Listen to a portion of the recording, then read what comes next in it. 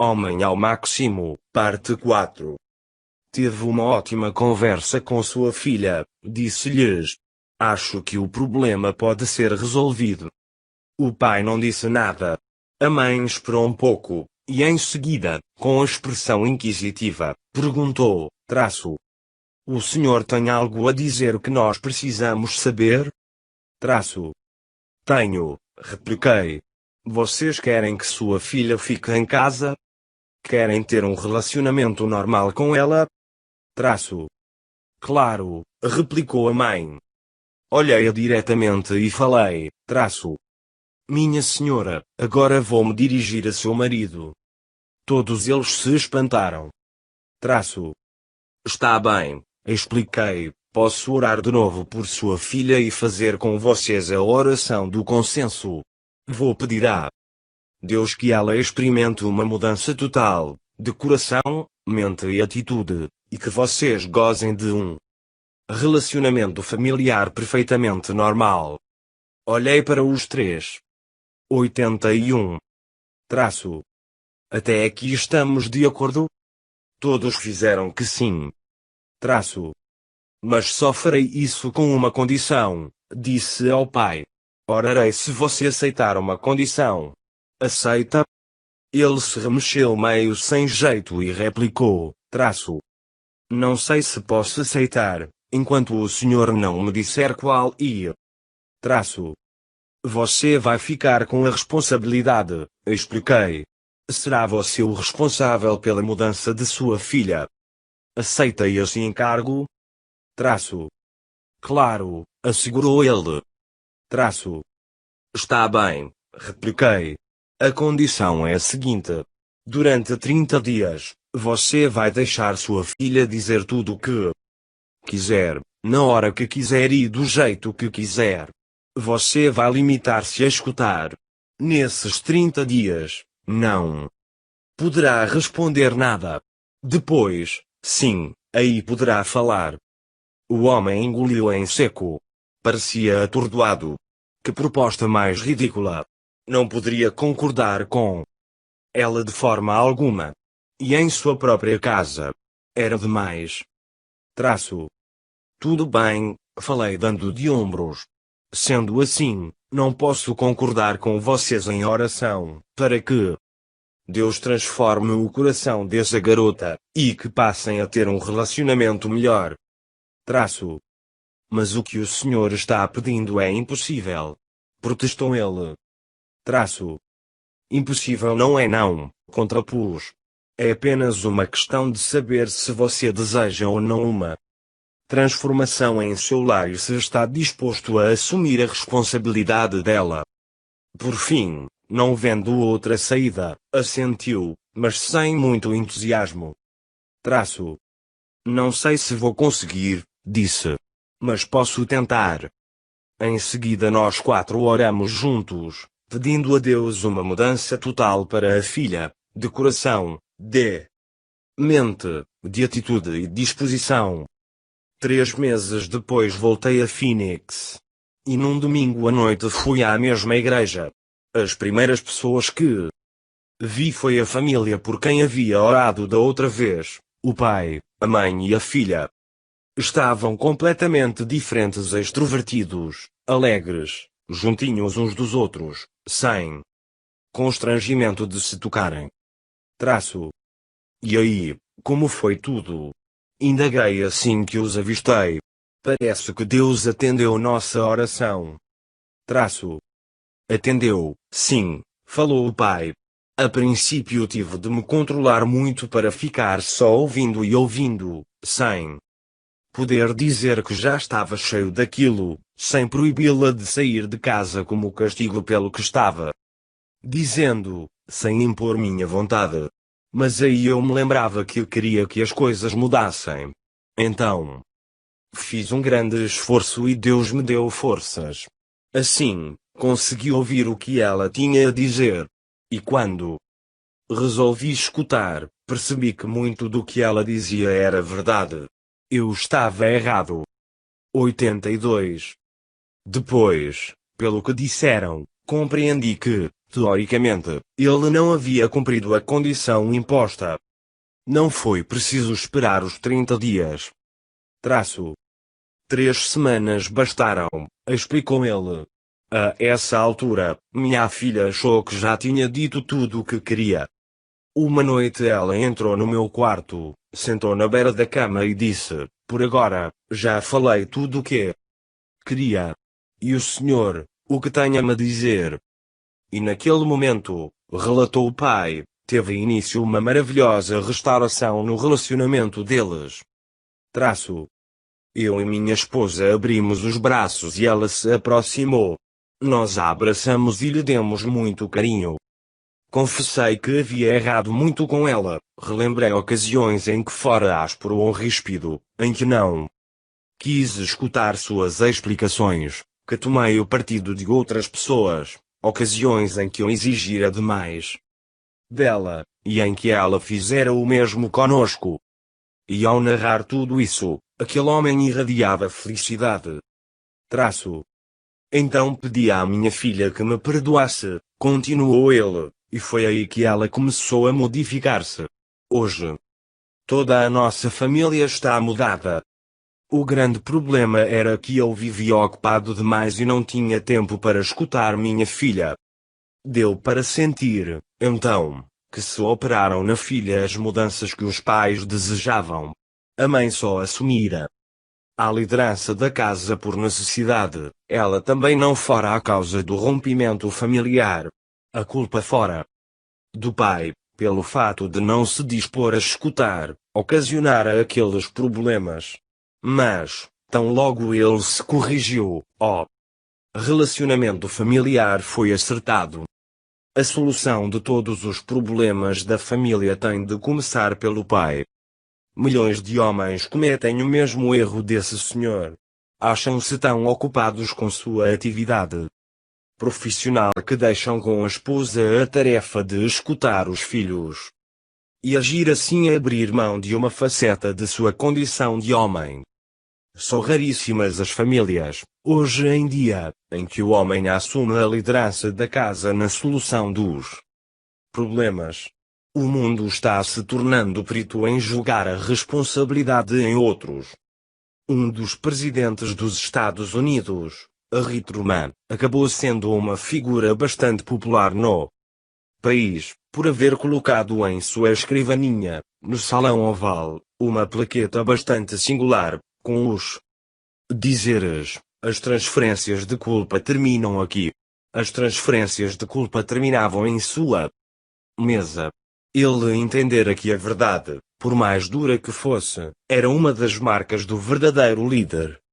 Jogar a culpa em outros é uma tentativa de nos justificarmos. Sentido básico de justificar-se é tornar-se justo. Portanto, a autojustificação não passa de um recurso que utilizamos para ficar bem. 83. Com nós mesmos. A prática da autojustificação iniciou-se no Éden e continua até hoje. Adão pecou e em seguida escondeu-se de Deus. Mas o Senhor o chamou e ele teve de abandonar seu esconderijo.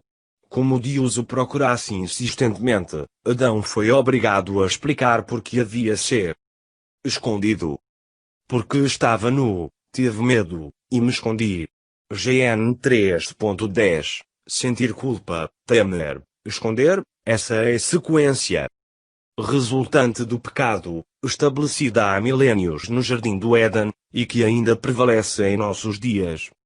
O ser humano não tolera o sentimento de culpa. Ele é destrutivo. O peso da culpa nos amedronta e esmaga. Por isso, os homens continuam a esconder-se. Tentam fugir. Fogem da realidade. Fogem de Deus. Fogem da responsabilidade. Fogem através das drogas, da bebida alcoólica, dos prazeres, de filosofias e de muitos outros artifícios. Contudo, lançar mão de qualquer um desses recursos para ficarmos livres da culpa, é uma tentativa de nos sentirmos bem com nós mesmos. É autojustificação. Transferência de culpa.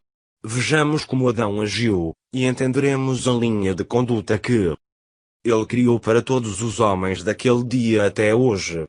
Deus lhe perguntou, você comeu da árvore? Foi a mulher quem me levou a isso. Joga a culpa em outrem. É fácil. Pegue seu erro e transfira-o a outra pessoa, culpe outro por ele. Assim você fica livre do erro. Transfira essa culpa para outrem.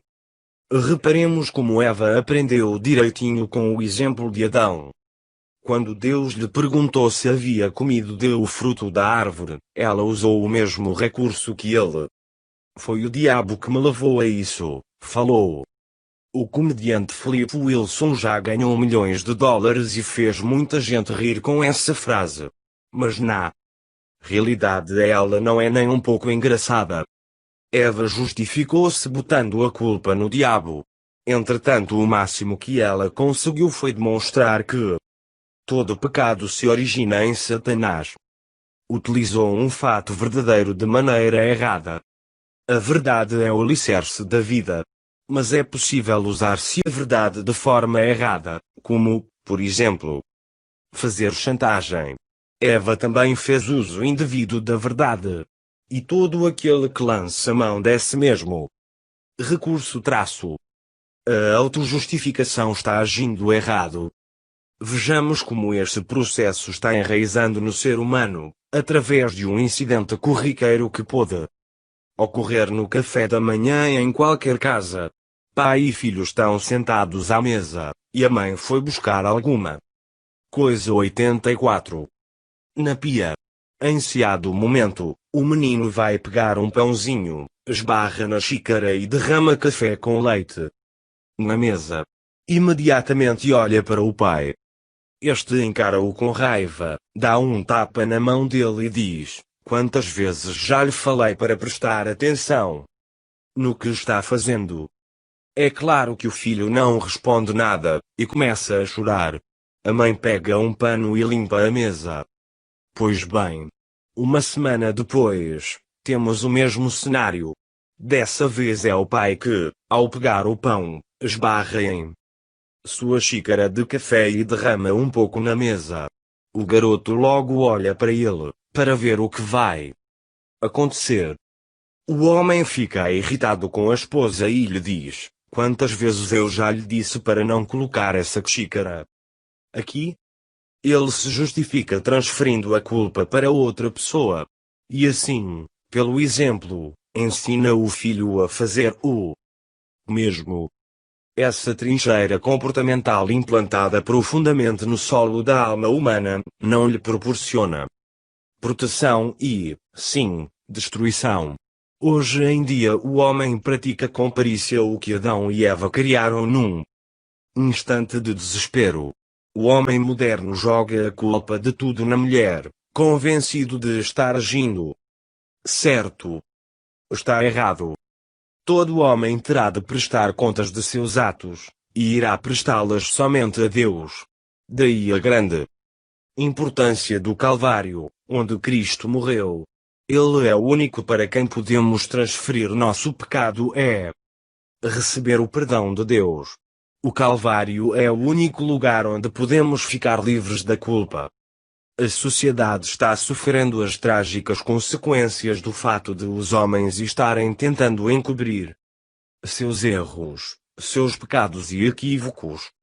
Há muitos que preferem deixar seu casamento fracassar, a confessar seu pecado e comunicar vida nova a seu relacionamento conjugal.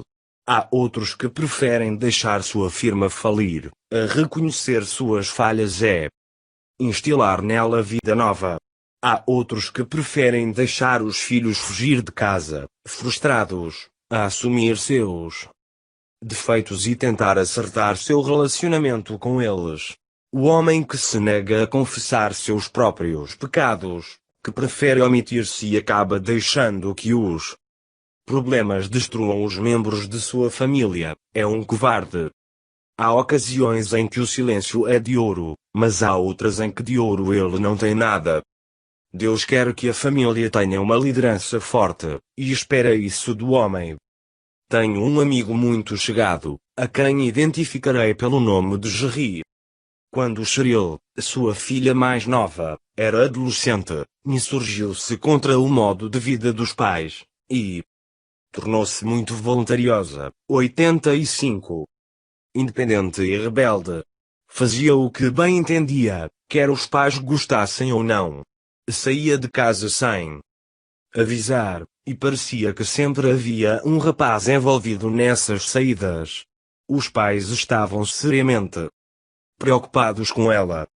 Entre ela e eles estabeleceu-se então como que um círculo vicioso. Ela dava uma de suas saídas, ao voltar era castigada, e havia reconciliação. E isso se repetiu várias e várias vezes. Certo dia Cheryl desapareceu. Aflitos, os pais a procuraram durante quase 48 horas, ligando para os parentes, indagando com certa discrição pela vizinhança e entre os amigos da jovem, na tentativa de não envolverem a polícia no caso. Mas afinal sentiram que não havia outra saída. Reconheceram que a espera já se prolongara demais, e que seria temerário não avisar as autoridades. Mas as notícias correm céleres na confraria dos adolescentes. Assim que os pais tomaram a decisão de chamar a polícia, os solícitos coleguinhas de Cheryl correram a avisá-la. Em menos de uma hora, a menina estava de volta em casa. Escondera-se na casa de uma amiga que residia nas proximidades. Mas a essa altura, a notícia fez seu desaparecimento se espalhara, pois os pais haviam notificado a polícia. E todo mundo sabia do acontecido. Jerry jurou para si mesmo que castigaria severamente a filha. Iria humilhá-la assim como ela humilhara a família. Eu estava a par de tudo, pois acompanhara toda a evolução do problema.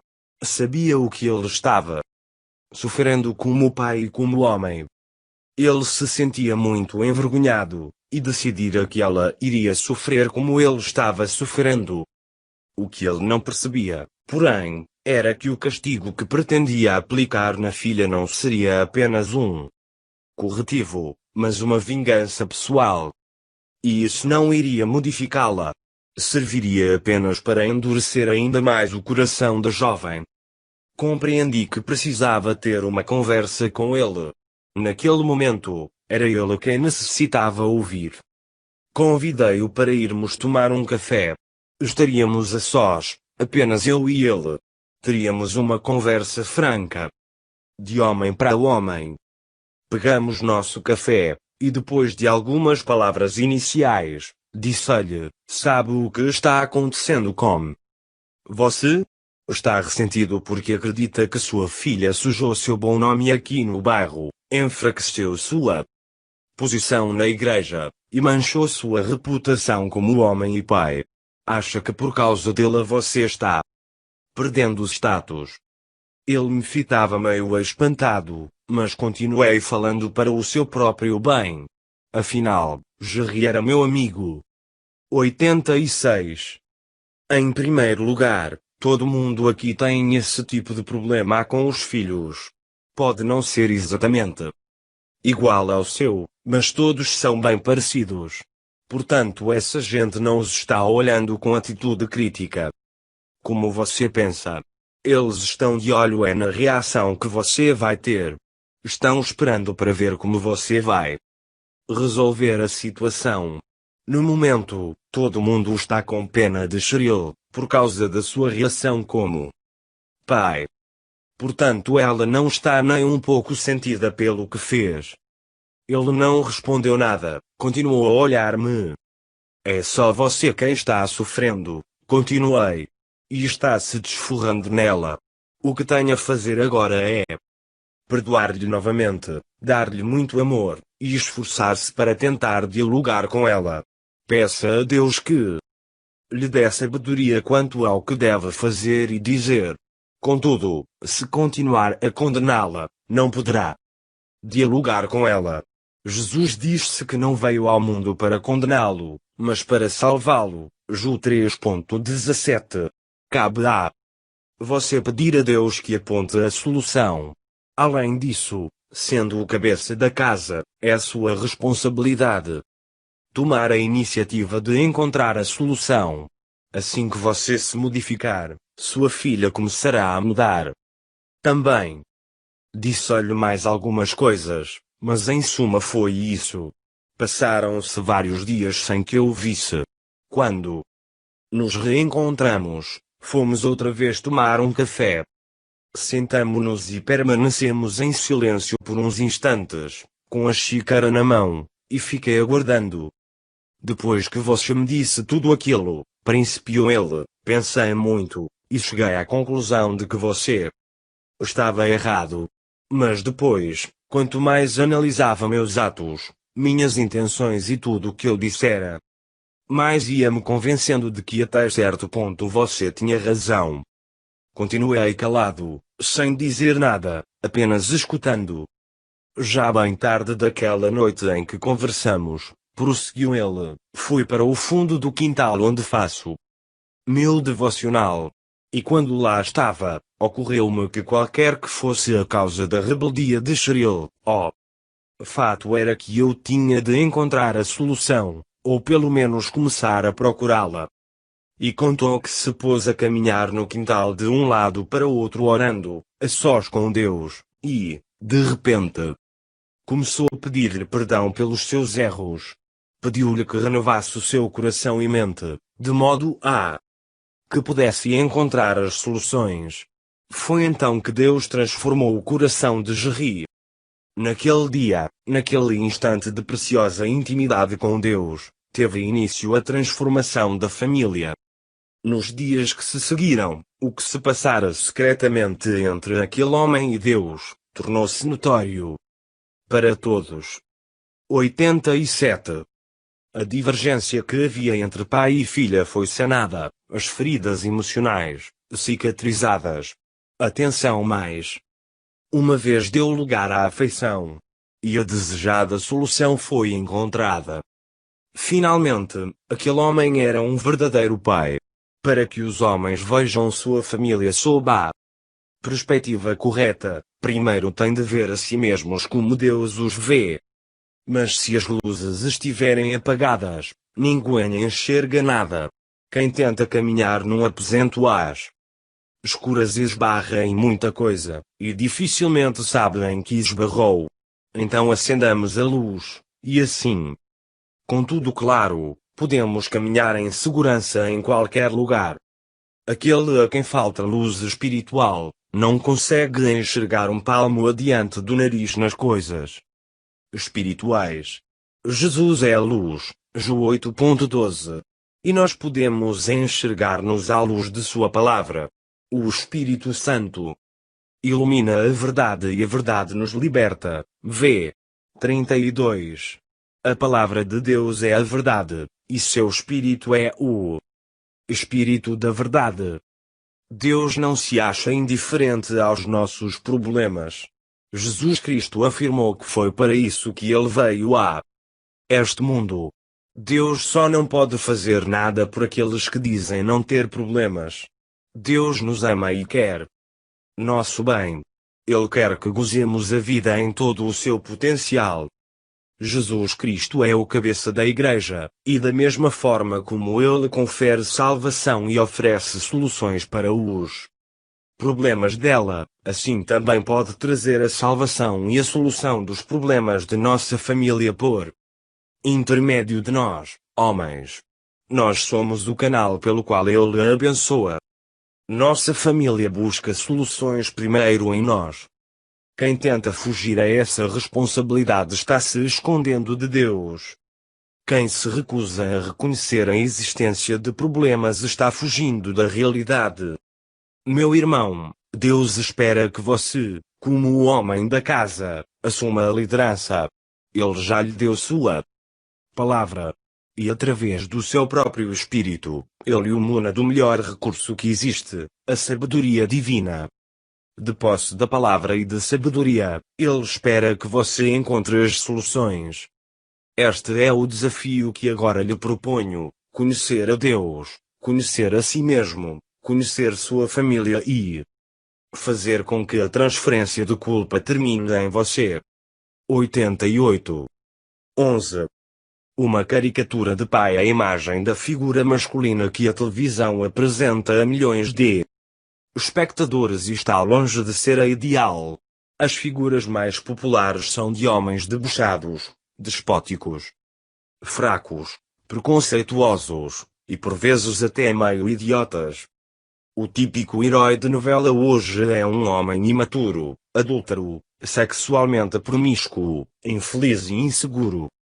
Em determinados programas o homossexual é a personagem mais simpática, sábia e equilibrada que aparece. Os filmes apelaram para a fórmula da violência, e o mocinho, o mais violento de todos, é quem sempre vence a parada no fim. As imagens que entram em nossa mente vão formando a base da motivação de nossa conduta. Nós nos tornamos iguais à imagem que temos de nós mesmos. E tratamos os outros de acordo com a imagem que temos deles. O feito de maior impacto que alguém pode praticar nesta vida é criar uma imagem, o outro é destruir uma imagem. Há várias décadas a televisão vem criando e destruindo imagens da figura masculina, com consequências desastrosas. Nossos filhos vêm sendo bombardeados por essa avalanche de caricaturas de pai difundidas pela TV. Quer gostemos ou não, os homens mostrados nas novelas e filmes constituem exemplos de figuras de autoridade no lar. E a imagem de pai e marido que esses personagens masculinos, promíscuos, tolos, despóticos, estão passando é bastante distorcida. Essa imagem deturpada fica gravada na mente de nossos filhos e provoca neles ressentimentos, desprezo, rebeldia e zombaria. 89. Certa vez eu conversava com um homem que se mostrava exasperado com os problemas familiares, e indagou: o que mais eu posso fazer? Seu filho estava lhe dando sérios problemas. Esse homem acreditava que fora um bom pai e dera aos filhos tudo de que necessitavam. Por isso, não conseguia entender a atitude do rapaz.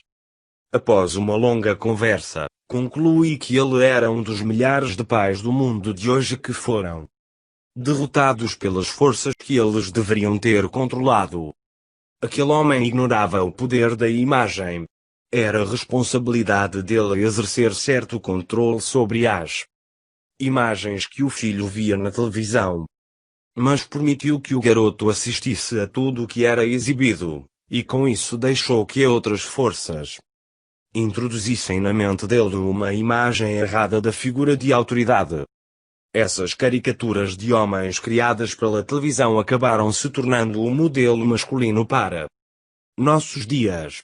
Então, quando o seu filho via no pai alguma falha, algum preconceito ou fraqueza, ele o identificava com a imagem gravada em sua mente pela TV, confundia a imagem do personagem com seu próprio pai, e assim tinha para com este a mesma atitude que a figura de autoridade mostrada naquele programa lhe inspirava, raiva ou desprezo.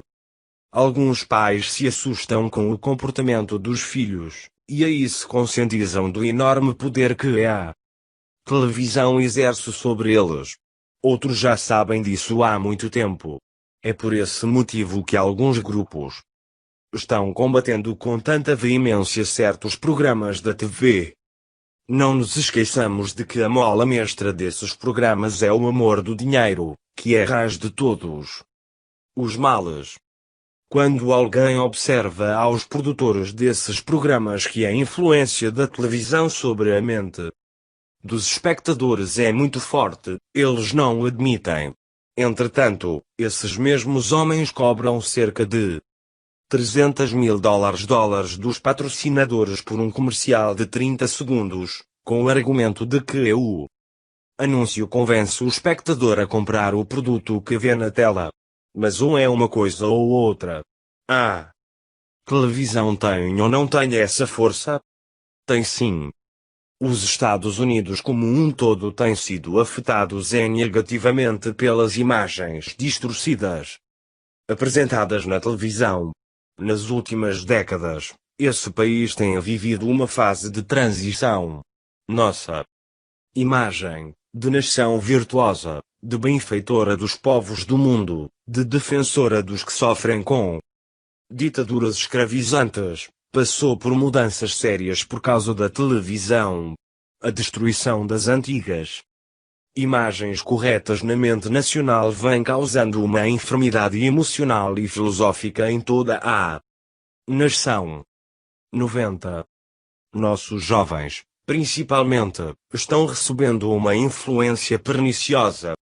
Um dos males mais sutis é o da síndrome do anti-herói, que acabou com os grandes vultos da pátria, e nos deixou órfãos de modelos de patriotismo. Existe um provérbio que diz que Deus odeia aqueles que chamam o mal do bem e o bem de mal.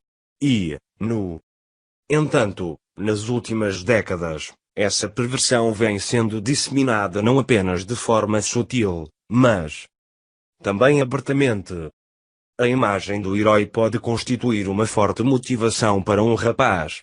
E uma jovem também pode se sentir fortemente inspirada por essa imagem, associando-a ao homem com quem pretende casar-se. Durante toda a nossa existência temos de ir reajustando o que é ideal ao real. É a defasagem entre o real e o ideal que determina nosso grau de frustração. Mas ainda assim nossos jovens precisam de heróis, modelo S ideais de vida, de caráter positivo, que possam influenciá-los para o bem. E como é que poderemos modificar essas imagens negativas dos antitraço heróis? Deixando que Deus substitua as imagens que se acham gravadas em nossa mente. Hoje em dia, mais do que em qualquer outra época da história, os homens precisam saber como era o homem original que Deus criou, e empenhar-se em deixar que o Senhor resgate neles essa hombridade. Segundo a imagem de Cristo, Adão foi criado à imagem de Deus. Era o modelo perfeito do homem. Sua hombridade, entretanto, foi maculada pelo pecado, mas Jesus Cristo veio ao mundo na condição de segundo homem para restaurar ao homem sua imagem original. Cristo veio como a expressão exata HB 1.3 de Deus, a fim de revelar sua graça e verdade e ao mesmo tempo que revelava a glória de Deus. Jesus declarou que poderíamos nascer de novo e assim receber em nosso espírito a própria natureza de Deus. Disse que poderíamos experimentar a renovação da nossa mente e a regeneração do coração. A partir desse novo nascimento, nossa vida seria de tal modo transformada que as coisas antigas passariam e se fariam novas. Sem Jesus Cristo, é impossível o homem voltar a ter a imagem de Deus, ou ser feitura dele, criado em Cristo Jesus para boas obras F 2.10. Mas com Jesus, é possível, e muitos hoje estão tendo essa experiência. Se essa nova imagem de homem, manifesta em Jesus, for impressa em nossa mente, todo o nosso ser, nossa conduta, atitude e desejos, se tornarão novos. Seremos nova criatura, com novas motivações de vida. 91. Certa vez, quando eu me encontrava no aeroporto de Cleveland, encontrei-me com um conhecido escritor e conferencista evangélico. Conversamos informalmente por alguns minutos, reaquecendo uma amizade antiga. Na ocasião, eu estava iniciando meu ministério dirigido especificamente aos homens, e falei disso com ele. Mostrou-se bastante interessado. Acabara de pregar em um encontro só de homens em Cleveland. E citou um texto bíblico centímetros que vinha meditando ultimamente e fora o tema de sua palestra. Considerava uma mensagem importante para o homem moderno. Já é tempo de o Senhor converter o coração dos pais aos filhos, e o coração dos filhos a seus pais, disse, fazendo uma paráfrase de Malaquias 4.6. Já estamos cansados dos discursos humanistas que pretendem depreciar os homens, gerando no coração dos filhos um grande desprezo pelos pais. Precisamos apregoar essas verdades em alto e bom som, e fico satisfeito de saber que você abraçou essa causa, concluiu ele no momento em que nos despedíamos. Cada um em demanda do seu voo. O salmista escreveu o seguinte: tomarei bastante cuidado para andar sempre pelo caminho certo, mas para isso, preciso muito da tua ajuda. Quero começar pela minha própria casa, tendo sempre um coração puro e sincero. Não quero ter interesse por coisas más, odeio os atos de quem se afasta da tua lei e não me juntarei a essa gente. Não quero ter um coração inclinado para o pecado, não quero ter qualquer ligação com o mal. Castigarei a quem fala mal de seus conhecidos pelas costas, não ficarei junto de pessoas orgulhosas e egoístas. Procurarei encontrar pessoas fiéis a ti, esses serão meus companheiros. Os amigos que receberei em minha casa. Meus empregados serão pessoas que andem pelo teu reto caminho. Nenhum mentiroso ou ladrão ficará muito tempo em minha casa, não permitirei falsidade na minha presença. SL 101.2 a 7, a Bíblia Viva, grifo meu, parece-me ver aí de um recurso que Deus dá a todo pai cristão para se livrar da caricatura de pai produzida pela televisão. Vale ressaltar que milhões de pessoas estão descobrindo esses fiéis a Deus e recebendo-os em sua casa, através dos programas evangélicos transmitidos pela TV. Presido no momento um grupo cristão chamado Comitê for International Goodwill, Comitê de Benemerência Internacional, cujo objetivo é honrar os homens fiéis a Deus. Anualmente promovemos um banquete, quando então homenageamos um dos que mais se destacaram no período, conferindo-lhe o título de Homem do Ano. 92. Fui eu mesmo quem fundou esse comitê, porque já estava cansado de ver o mundo criando seus heróis ímpios, chamando o bem de mal e o mal de bem. Cada homem precisa fundar em sua casa seu próprio comitê e fazer o mesmo. Os fiéis a Deus precisam ser vistos como heróis. É Deus quem o diz. Dessa forma podemos criar uma imagem positiva na mente de nossos filhos, que assim terão motivações mais justas. O objetivo dos espíritos enganadores e dos ensinos de demônios, TM 4.1, é depreciar, denegrir enfraquecer nossa hombridade, e drenar nossas forças espirituais. Se o conseguirem, impedirão que o poder de Cristo opere eficazmente em nossa vida. Rejeitemos tais espíritos e tais doutrinas. Expulsemo-los de nossa casa e do seio de nossa família. Todo homem deve exercer 3 funções no lar e na comunidade: dirigir, proteger e governar. Foram essas as atribuições que Deus deu a Adão com relação à terra, e ele nunca removeu dele esse manto de autoridade. Homem, ele é seu, vista-o, faça uso dele. Mas, espere um pouco. Esse pai caricaturado pode ser também um pai ausente.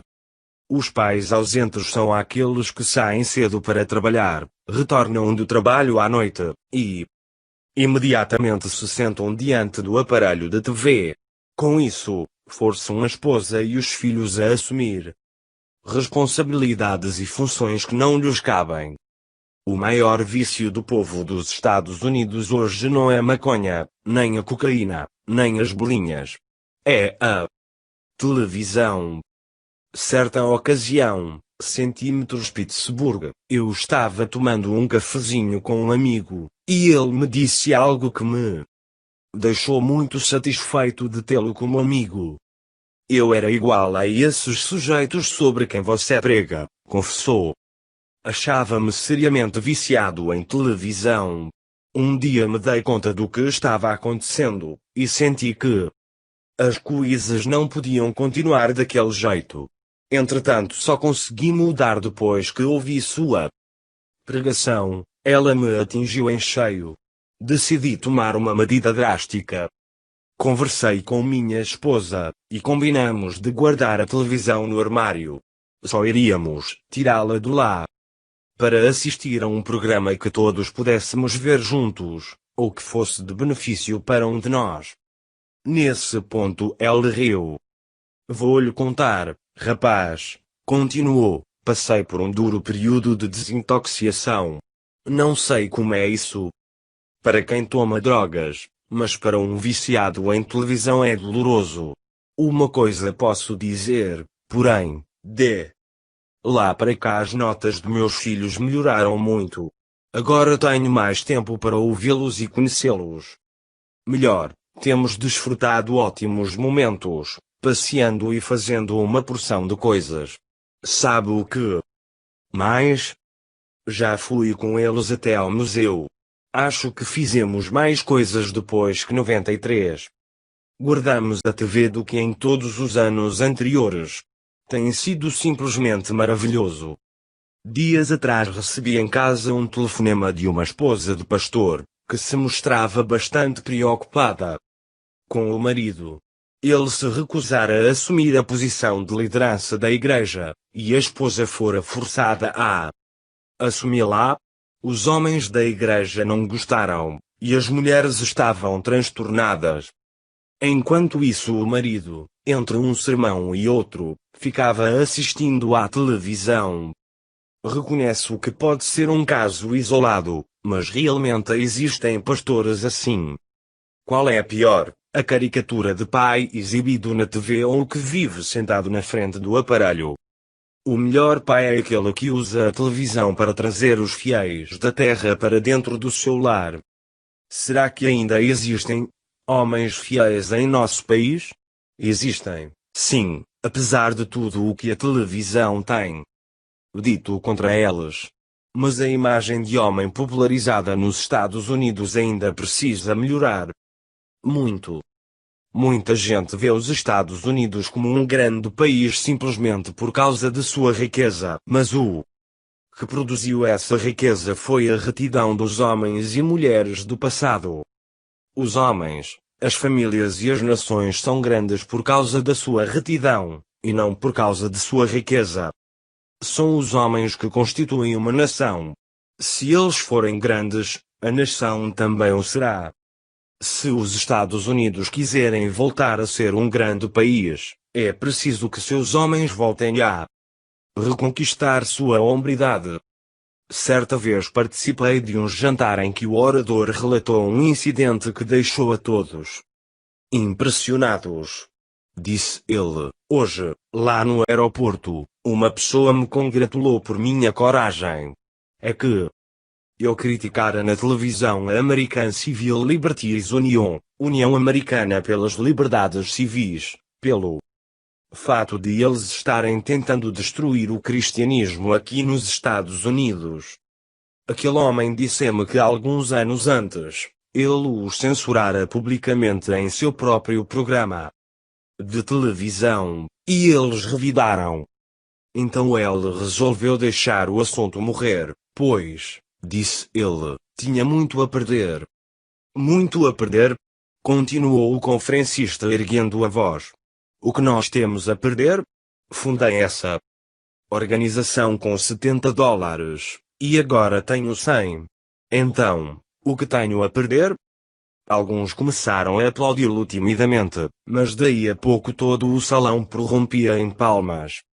Hombridade não tem nada a ver com tamanho físico, mas tudo a ver com o caráter, com o espírito. 94. Os jovens de hoje precisam de pais fortes e corajosos. Precisam de heróis, de Josués que reafirmem: eu e a minha casa serviremos ao Senhor. Judas 24.15. Precisam de Daniéis, capazes de encarar os leões juristas de nossos dias e fechar-lhes a boca, para que Parem de proferir palavras arrogantes contra Deus. E M. Bonnet disse o seguinte: os métodos de Deus são os homens. Enquanto os homens procuram melhorar seus métodos, Deus procura homens melhores. E Ele os está procurando neste exato momento. Você se habilita? 95. 12. Pais ausentes. Não é de hoje que os pais vêm se esforçando para proporcionar aos filhos melhores condições de vida, sob a alegação que é para eles não passarem o que eu passei. E eles se empenham ao máximo nesse sentido. Brigam com eles para que estudem. Procuram as melhores escolas. Pagam cursos especializados, etc. E tudo no sentido de facilitar-lhes a vida de todos os modos possíveis. Mas, no fim das contas, os valores materiais podem não ser tão importantes como se pensa. Nada substitui o exemplo paterno. Filhos precisam é de um pai, não de um anjo da guarda. Bom seria que tivessem um pai de verdade, e não apenas um acessório opcional de luxo, como acontece em alguns casos. O maior bem que um pai pode fazer a um filho é amar a mãe dele. Estou muito longe de ser um pai perfeito. Gostaria até de ter uma folha corrida mais apresentável. Mas uma coisa posso dizer: assim que comecei a tratar Nancy como coardeira, e a valorizá-la em vez de depreciá-la, a educação dos filhos tornou-se bem mais fácil. Mas criar filhos ainda é a mais elevada forma de arte que existe. Hoje meu filho Paulo é um dos principais produtores de TV evangélica de nosso país. Contudo, naquele dia em que deu um chute na porta e abriu um rombo nela, ambos poderíamos ter posto tudo a perder. Felizmente o que ocorreu foi que nós dois aprendemos o significado da palavra coragem. Nossas decisões podem comunicar vida ou morte. Minha filha Lois estudou Direito e fez um concurso público brilhante, e atualmente é promotora em Orange County, Califórnia. Mas houve um 96. Momento em que o futuro dela esteve em minhas mãos. Eu teria de tomar a decisão certa. Havia já 5 anos que eu presidia uma organização denominacional para leigos, que contava com 5.000 homens e 4.000 rapazes associados. Nessa função, eu era obrigado a viajar com frequência, passar muito tempo fora de casa. Meu ministério era, em grande parte, um trabalho itinerante. Certo dia, quando cheguei em casa, Nancy me recebeu com um certo ar de preocupação. Parecia que a Lois principiava a escapar ao nosso controle. Ela sempre fora muito sociável, sempre bastante popular. Mas agora estava deixando que seu grupo social influenciasse sua atitude e conduta. Estava se envolvendo com amizades que não seguiam o mesmo padrão cristão de vida que adotávamos. Pensei bem no meu trabalho, que tanto apreciava. Viajar pelo país, proferir conferências eram atividades que me agradavam muitíssimo. Mas minha filha precisava de um pai em casa. Na época, eu ainda não sabia algo que sei hoje: a sociedade está sofrendo devido à ausência do pai no lar. Eu e Nancy conversamos e chegamos à conclusão de que seria preciso que eu permanecesse mais tempo em casa. Pedi demissão do cargo, assumi o pastorado de uma igreja, e assim passei a ser pai de tempo integral. Foi uma decisão importante, e acertada. Hoje Lois é uma crente firme na fé. Está casada, tem um lindo filhinho e é uma profissional de sucesso.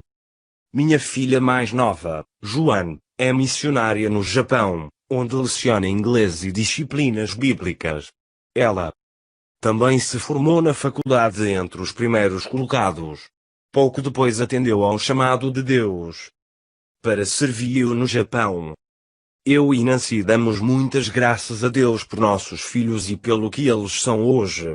Eu até que gostaria de ficar com os méritos pelo sucesso deles, mas, Para dizer a verdade, os méritos são de Deus, da mãe deles e dos amigos. Amigos. Um desses amigos é Jarl Bloch. Alguns anos atrás, passei há algum tempo com o Jarl em Albany, Oregon, e ele me disse algo de que nunca mais me esqueci, e que incorporei à vida da minha família. Nos dias que passei com a família dele, algo chamou minha atenção: a conduta, a atitude, a educação e o espírito de seus filhos. Fiz-lhe um elogio nesse sentido, pois via-se claramente que ele os criara muito bem. Os méritos pela educação de meus filhos não são meus, replicou com humildade. Aprendi uma verdade importantíssima com um casal que esteve aqui durante um congresso missionário. Eles exerceram uma 97 forte influência sobre as crianças. E mesmo depois que foram embora, ela ainda se fazia sentir na vida deles. Foi então que compreendi o quanto outras pessoas podem influir no caráter de nossos filhos. Naquela hora resolvi que procuraria levar à nossa casa o maior número possível de cristãos bons, para que eles pudessem exercer uma influência positiva nas crianças. Na verdade, Jarl foi muito humilde ao dizer isso. Tenho certeza de que ele próprio teve uma santa ascendência sobre os filhos. Contudo, o que me disse convenceu-me a tentar o mesmo com os meus. E acredito que está óbvio que deu certo. A maioria dos pais acha que ser pai é só dar casa, comida, estudo, um pouco de lazer, e vez por outra passar um sermão no filho e discipliná-lo. Em realidade, porém, essa tarefa é bem mais abrangente. E para realizá-la é preciso ser homem em todo o potencial. Temos de pensar muito, de ponderar bem as coisas, acompanhar os filhos, fazer recomendações, influenciá-los e amá-los. E lembremos que amar é fazer o que é melhor para o ser amado, e não satisfazer nossos próprios desejos às custas dele. Isso se aplica ao lar, ao trabalho, a qualquer circunstância. Até mesmo à mesa do jantar. Já há bem tempo aprendemos que uma situação em que os filhos aprendem a ter bom relacionamento com outros é à mesa do almoço ou do jantar. Essa hora é uma das mais importantes para eles. É o momento adequado para se ouvir, e para falar das mágoas, sofrimentos, bem como das bênçãos e vitórias do dia. É uma ocasião em que aprendemos a nos comunicar. Mas muita gente não dá devida importância à hora das refeições, e desperdiça um momento precioso que deveria ser muito bem aproveitado em comunhão com a família. É uma lástima que não estejamos fazendo bom uso dele, procurando fortalecer os relacionamentos e os laços familiares. Em João 10.10, Jesus diz que o ladrão vem somente para roubar, matar e destruir. Grande parte dos programas exibidos na televisão é como um ladrão. Rouba nosso tempo, mata o espírito de iniciativa, e destrói relacionamentos. A prática de assistir ao telejornal durante o jantar pode criar um caos na família. As crianças que jantam ouvindo notícias de crimes, guerras, desastres, divórcios e tragédias acabam sendo prejudicadas e traumatizadas. Assim, em vez de o pai aproveitar a refeição para incentivar os filhos, afastar os temores, comunicar verdades, sanar mágoas ou fortalecê-los, 98. Expõe-nos a fatores negativos que causam perturbações, desorientação e incômodo aos filhos. Certo conhecido meu reclamou que sua filha estava perdendo o apetite e não comia quase nada em casa. Mas sempre que iam a um restaurante, ela se alimentava bem. Achava que a menina estava apenas querendo esbanjar o dinheiro dele. Não era verdade. O que acontecia era que quando jantavam fora, não havia um televisor ligado durante a refeição. Certa vez eu pregava num retiro para homens em Umlac, Califórnia, e fiz uma afirmação bastante triste. A média dos pais americanos só dá aos filhos, diariamente, 3 minutos de atenção total. Após a reunião, um homem veio conversar comigo, para refutar o que eu dissera. Vocês pregadores vão só dizendo as coisas, reclamou ele. As últimas pesquisas mostram que a média dos pais americanos dá aos filhos apenas 35 segundos por dia. Não tive como contestá-lo, pois era o superintendente distrital escolar de toda uma região da Califórnia. Aliás, ele até me forneceu outra informação igualmente aterradora. Em certo distrito escolar desse estado, havia 483 crianças recebendo acompanhamento escolar, um programa para alunos com dificuldades nos estudos. E foi constatado que nenhuma delas vivia com o pai. Em outro distrito escolar, em Seattle, a porcentagem dos menores que não moravam com o pai era de 61%. A maior praga de nossos dias é a ausência paterna. Mas pode haver também pais que estão em casa diariamente, e não passam muito tempo em companhia dos filhos. A vida em sociedade, as pressões para produzirmos mais e mais, a exigência de dedicação ao emprego e a tendência para a ganância, provocam sérios desajustes na vida da família. Muitas mulheres reconhecem que o marido tem uma amante, seu trabalho. Podemos afirmar que uma família passa um bom tempo junta, quando tomam pelo menos uma refeição juntos, oram juntos e se relacionam com amigos juntos. Assim como o casal que ora em conjunto atinge maior intimidade pessoal, o mesmo pode-se dizer da família. O homem é o cabeça. Sua principal responsabilidade, seu ministério sacerdotal, é conduzir a família em justiça. Quem negligencia esse dever por covardia, para se entregar a prazeres pessoais, ou por ser irresponsável, está pecando. Isso é pecado. O ato mais nobre que um pai pode praticar é dar de si mesmo aos filhos e a Deus. 99. O verdadeiro legado de um pai é o espírito que ele passa aos filhos. Uma boa poupança nunca pode tomar o lugar de uma base de confiança. O pai atuante que conduz a família de modo a que os filhos tenham um bom relacionamento com Deus e uns com os outros, está desenvolvendo ao máximo sua hombridade. 100. 13. Pare, olhe, escuta. Um famoso vendedor de seguros ia falar a um sofisticado e exigente grupo de ouvintes, o Congresso dos Corretores de Seguros. Os promotores do evento tinham feito a divulgação do orador, apresentando-o como um campeão de vendas. E a atmosfera do salão estava impregnada de expectativa e entusiasmo. O campeão iria revelar seus segredos. Afinal chegou o momento esperado, e ele se levantou para discursar.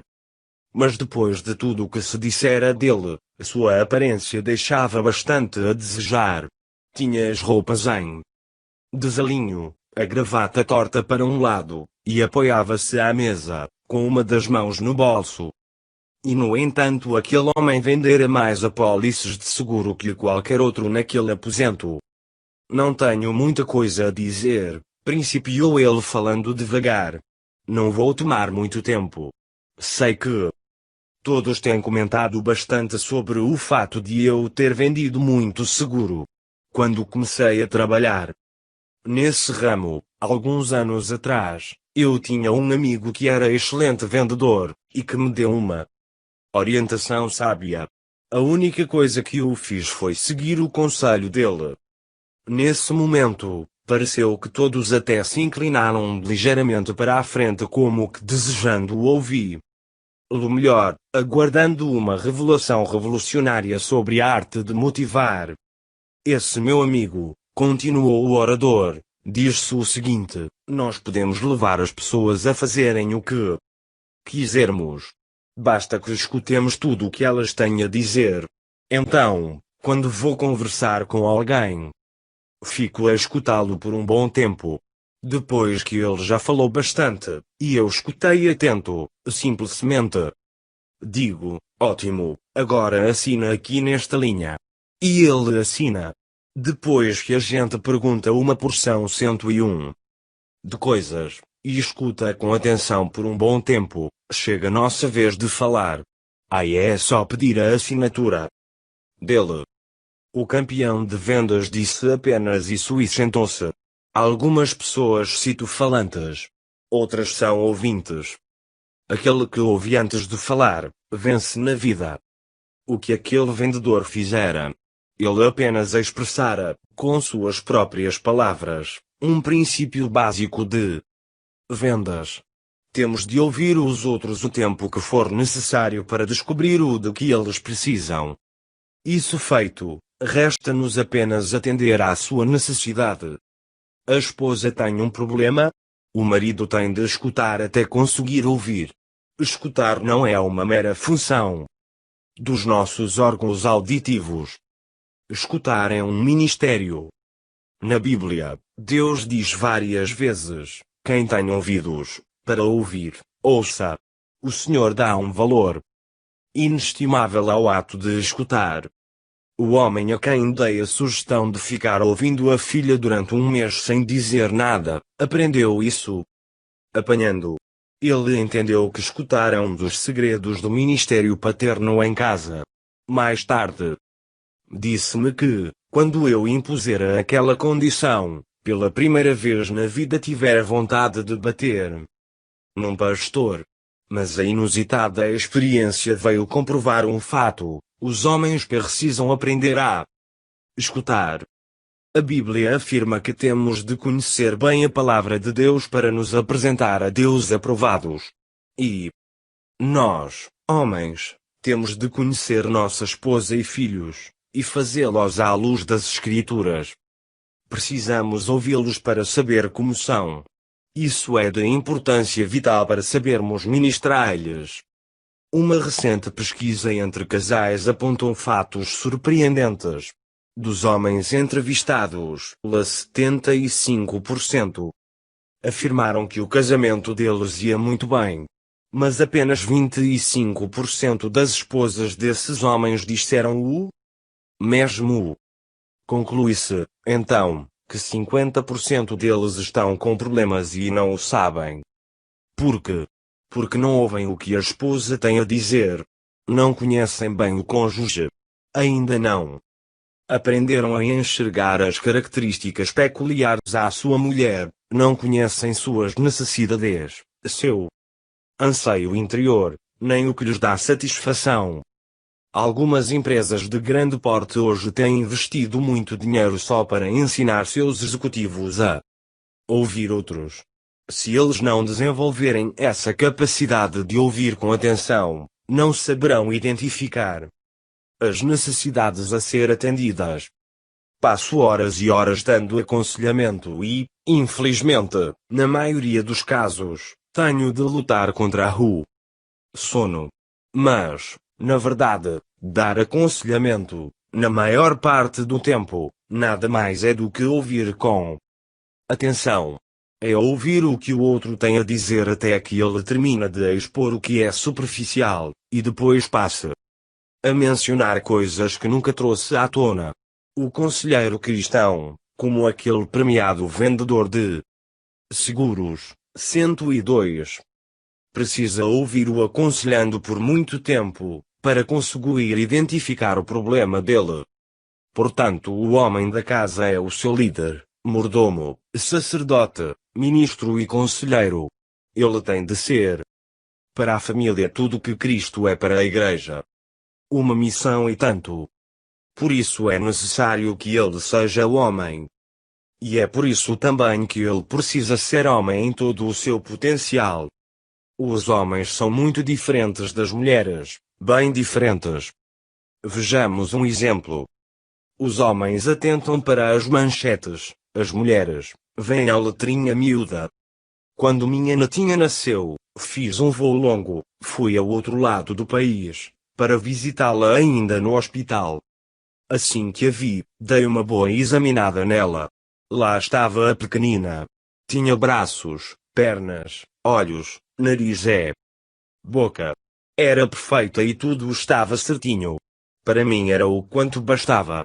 Já a vira, agora podia ir embora. Mas minha mulher e minha filha, não. Meia hora depois ainda estavam examinando o tamanho dos cílios, o formato das unhas, a textura da pele, como se a vidraça do berçário fosse uma lente de aumento. É a tal letrinha miúda. O homem chega do trabalho e a mulher indaga, traço. Como foi lá hoje? Traço. Tudo bem. Traço. O que você fez? Traço. Trabalhei. Traço. Vendeu alguma coisa? Traço. Vendi. Traço. O quê? Traço. Fechamos o contrato com a Sears. Traço. Aquele que você vinha tentando faz um tempão? Traço. É. Traço. Ah, então vamos ganhar uma comissão? Traço. Vamos. Traço. De quanto? Traço. Não sei. E, para com essa perguntação. Ela quer a letrinha miúda, os detalhes. Mas ele só lhe passa as manchetes. Mas passar-lhe a letrinha miúda também é ministrar. A mulher tem necessidade dela. Para ministrar a esposa, o marido precisa aprender a dar detalhes. O homem do diálogo transcrito acima cometeu o pecado de omissão. 103. A omissão é o pecado básico da humanidade. A única razão por que erramos é que não fazemos o que é certo. Certa vez ouvi um evangelista afirmar que os pecadores iriam para o inferno por causa dos seus pecados. Adultério, embriaguez, etc. Mas não é por causa do que os homens fazem que eles irão passar a eternidade longe de Deus, não. É por causa do que eles não fazem. O pecador vai para o inferno em consequência do que ele não fez, não creu no Senhor Jesus Cristo, e não o recebeu como seu Salvador pessoal. É por causa desse pecado de omissão, o fato de não crer em Jesus e não o receber como Salvador, que ele passará a eternidade afastado de Deus. Então o homem que não nasceu de novo, e que portanto não recebeu o Espírito de Jesus Cristo, acaba cometendo todo tipo de transgressão e repetindo indefinidamente seus pecados. Esse princípio é de importância vital e tem consequências eternas. Mas o pecado de omissão faz parte do nosso dia a dia também. Ele nos assedia continuamente, e, enquanto não tomarmos uma atitude a respeito do problema, ele não será resolvido. O que irrita as mulheres não é o que os maridos fazem, mas o que deixam de fazer. Elas não se irritam. Por exemplo, quando ele troca a fechadura da porta ou conserta uma torneira que está pingando, não. Elas se irritam quando eles deixam de fazer essas coisas. Se tomarmos sempre as decisões acertadas e fizermos o dia todo tudo o que é certo, nunca cometeremos nenhum erro. Mas, ainda assim, se não enchermos a mente de pensamentos santos e verdades bíblicas, se não pensarmos no que é verdadeiro, fragmentos de sujeiras se infiltrarão nela. Todos os homens precisam lutar contra o pecado da omissão. Precisam ministrar à família escutando o que cada um tem a dizer. Cultivando a arte de ouvir, ficarão conhecendo as necessidades deles, e poderão tomar providências para atendê-las. A comunicação é a base da vida. Onde a comunicação se interrompe, instala-se uma situação de desconforto. Se o problema não for corrigido, poderá, por fim, destruir o relacionamento. É por isso que eu gostaria de enfatizar uma vez mais que precisamos ter o cuidado de não abusar da televisão. Um homem que tem a atenção voltada para a TV, não consegue inteirar-se das necessidades de sua família.